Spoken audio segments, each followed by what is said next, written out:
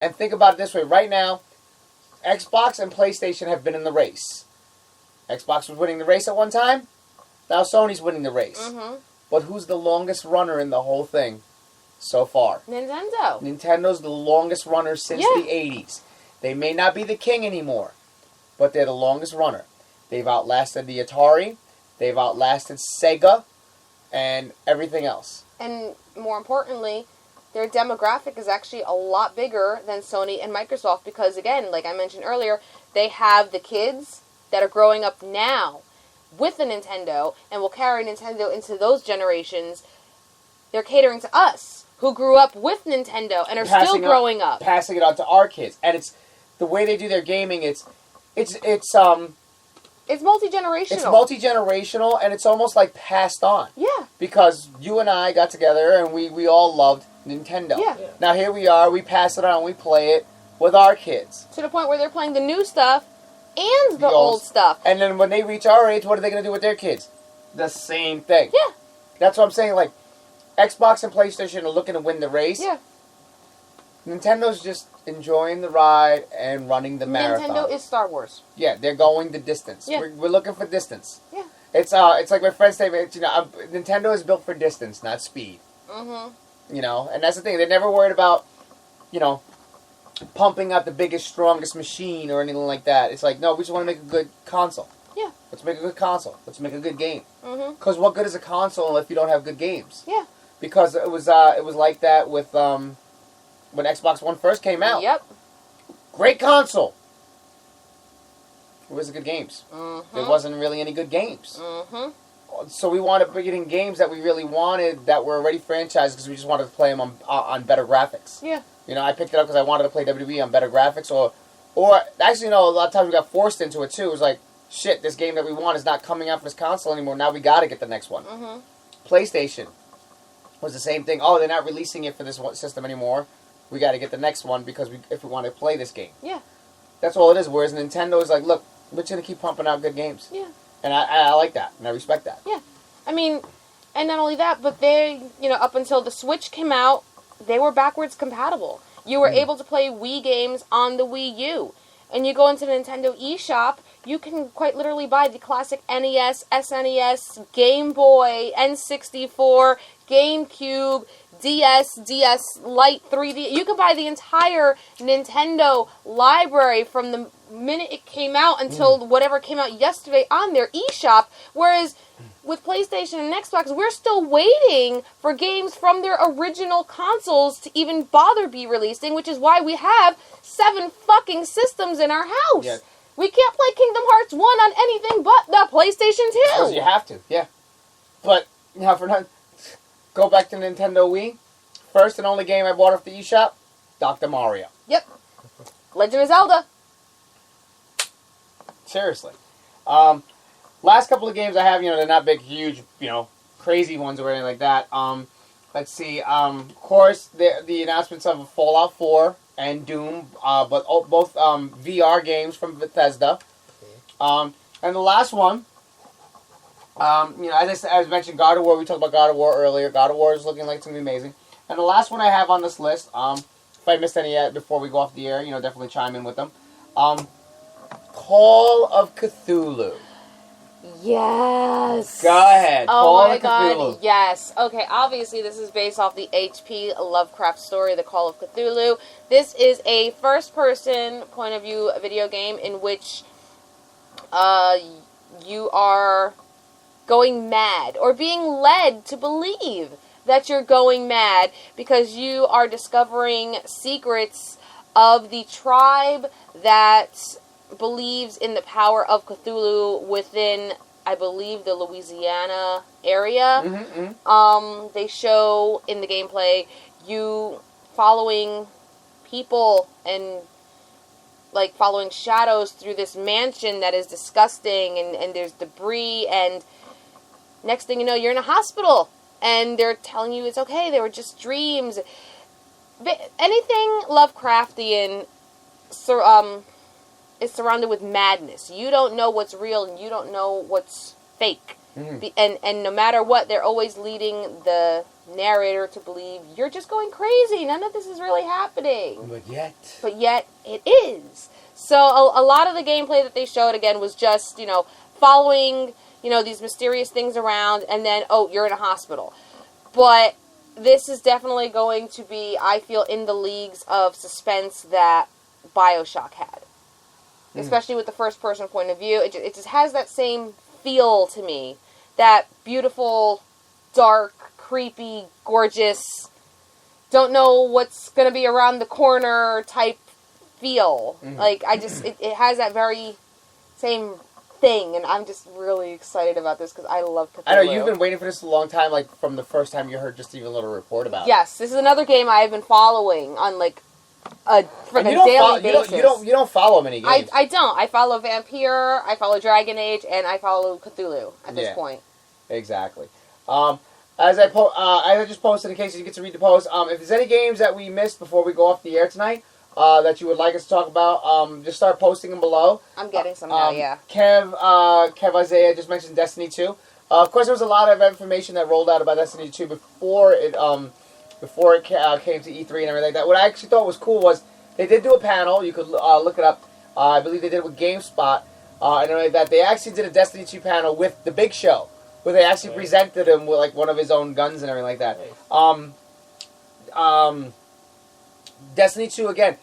It's taken a lot of the seriousness away. It's going a little bit, giving a little bit more action, giving you a little bit more snarky attitude and everything like that. And I think it needed that. There's too many games like that. Because Destiny was one of those games that came out with a lot of excitement in the beginning, but then it started to fall flat. It started to get a little boring. It started to get a little mundane. So then, you started adding some character to it and a little outrageousness to it. And that's what I think really pumped it back when they decided with Destiny 2 they were going to keep that attitude and keep that vibe that they did in the last couple of bits of DLC. So Destiny 2 is definitely looking really, really good. Meatball, Danielle, welcome. Far Cry 5, yes, we did cover Far Cry 5 earlier in the show. Again, I am excited for Far Cry. I really am. That's on my list. Every year, she and I always make a list. Unfortunately, this list seems to be kind of short. But we always make a list of games. Well, because a lot of the games that I would write down, I wrote down last year. Yeah. Burn. Yeah, I know it's coming. Oh, I thought they were going to go with the other one. Oh, no. Toasty, burn. Oh, I thought you were going to... Burnt toast? I get... Oh, Jesus Christ. I thought you were going to go bitch pudding. No, I was not going to go bitch pudding. That was not a bitch pudding moment. Okay. Anyway. Let's see. Anybody else got any other ones that we did not speak on? Let me see.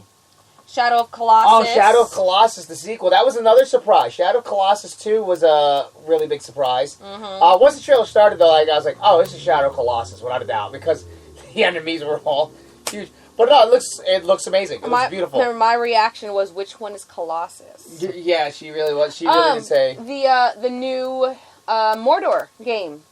Shadow of War. Yes. Mordor. Mordor looks. I mean, it's much more than anybody anticipated. Yes.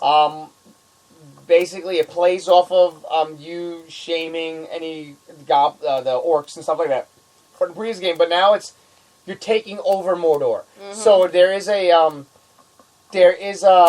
war strategy to it because you're taking over the land, but then you got the orcs that you take into your army to help take over different groups, different areas.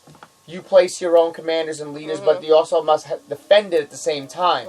So there's a tactical, strategic element to it. Yes. While there's also still a button mashing element to it. Story wise, and there's a lot of character to it. Yes, there is. The orcs have all really awesome personalities. Yes. The dialogue is funny. It's entertaining. I could see hours and hours and hours and hours being lost into this game. Yes, with only slight repetition and not the repetition that Shadow of Mordor originally had. Yeah, Shadow of Mordor was playing well, but the problem is it played like Assassin's Creed. So if you played like Assassin's Creed, you're like, okay, this is just Assassin's Creed in a new costume. Yeah. And after a while, it was just like... Shadow of Mordor... I fell asleep a bunch of times playing it. Shadow of Mordor, I used to call friggin'... oh, God, what did it... Batman Assassin's Raider. Yeah, because it had every single element of the Batman games and the Assassin's Creed games and a little bit of Tomb Raider. But the thing is, oh my god, it was so repetitive. There was many moments. This is no exaggeration. She would either be next to me or in another room, and my character would be continuously either running across a playing field or running into a wall and just continuously running, and she'd walk in and see me, and I'd be asleep. Yeah, he'd be asleep with the controller in his hand, and his thumb is on the button that controls how you walk, and it's just like completely tilted to the left, and he's like head back, mouth wide open, and his character is just running in a wall, like it's not moving. It happens a lot. Yeah, unfortunately. It's not good when you fall asleep during a video game. Monster Hunter 2, I didn't see anything on that. It was mentioned. I didn't see anything. No, I did. It was on Sony, I believe. I don't know much about the Monster Hunter games as far as consoles go. I know that Monster Hunter is a huge series, and a lot of people are very excited about it. I know Nagy from How Do I Jump is super excited about it. That was the one that had the dinosaurs and shit. Remember? Oh, yes, okay, yes. And I just sat here like, oh, there's a game for Jace to play. Yeah, because it had dinosaurs in it so much and everything. Yes, okay. That did look amazing, though. Graphically, that looks great. But again, a lot of those games that they showed was running off of the new machine. Yes. That's the one thing you have to remember. If you go back and watch the Sony presentation, or if you did watch it, bear in mind, all the graphics are based off of the new machine, because while they were showing you the new games and the new content, they were simultaneously showing you the power of their new engine. Yes. So don't expect those clear graphics on your current console. Yeah. However, they did say they're going to begin, when you get the new console, expect your older games, there's going to be an update. Not necessarily a patch, but there's going to be an update on many older game titles that will beef up your graphics for the new game console, which is kind of cool. It is. My wonder is how much space is that going to take? Yes, or if it takes any. That's something that they weren't very clear on. I mean, they're never going to tell you that. But then again, the drive on the new one is supposed to be absolutely huge. Yeah. It's astronomically huge. It should be. Which, as is the PlayStation as well. I think the PlayStation said it's a 10 terabyte. It's just yeah. How do you fill that up? I mean, apparently you hear the word terabyte and you're like, woo! Yeah, exactly. It's true. Exactly. Anybody else got anything else before we head off? Not that I'm seeing. Not that I'm seeing. Final impressions then. On E3, what stood out most to you? What are you most excited for? What are you most disappointed in? Or anything like that? I mean, I'm definitely more excited to find out more about games that I was already interested in. Again, like Vampire, like Cthulhu. Seeing games that I didn't expect, like Life is Strange 2, I did not expect to see. It was nice to see a little bit more of the thriller and horror genre being showcased again. It was very predominant this year. Very predominant. Which I mean, made for great for E3 for you. Yeah, because I mean, for me personally, usually when I watch E3, it's often riddled with racing games or it was. Yes, which it was, or more sci-fi based things, which aren't really my thing. So to see a little bit more fantasy and a lot more thriller, suspense, horror was definitely a nice change of pace. I mean, the horror genre overall in media, movies, TV, everything is making a huge comeback. Yes, it was very just nice to see that back in the mix and to see definitely a wider variety of genres across all platforms. That was absolutely awesome. I also think in gaming, the reason why it's made such a powerful comeback is because horror, though, as a genre, is primarily based on the scares, but good horror